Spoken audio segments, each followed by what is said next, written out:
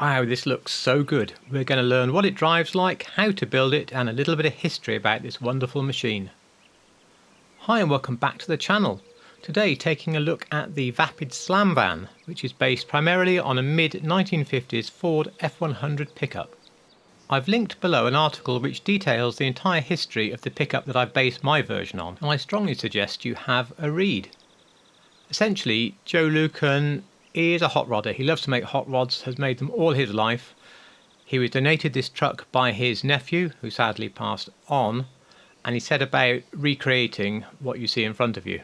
About the only part that remains standard on the car is the lovingly restored bodywork.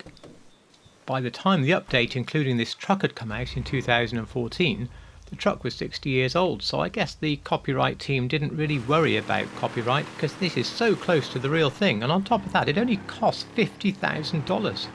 Driving it's a bit of a mixed bag. It oversteers everywhere, it's hard to get off the line with the wheels spinning, it makes a great noise and has good acceleration.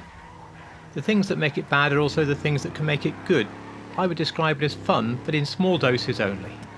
There's not many options on this, so the build, which you can screenshot here, is very simple, being just paint, suspension, wheels and tyres. It does use a crew colour, but as I've said before, these are very easy. You can just make your own one-man crew and do as many different colours as you want, and they stay on the car regardless of what crew you're in, and do note you can be in up to 5 crews at once. When I sampled and made up the crew colour for this, it ended up just slightly peachy, and versus some of the photos I'd seen, that looked perfect. That's what you see now, and I love the colour and I'm not changing it. However, I have read since that the car is in House of Colour Tangelo Pearl, which is the very same colour used on Brian's Supra in the first Fast and Furious movie. I will leave the hex for the Tangelo Pearl down below, so that way you have both hexes and you can choose which you would like. Now, I'm not normally into hot rods, but I do think that this in real life is a wonderful creation, and it's a real testament to Joe as to how well he has built this car. I hope you can find room for one of these in your collection. If you enjoyed this, I would really appreciate a like or a comment or even both to help me grow the channel. I'll be back with more very soon, but for now, thank you so much for watching.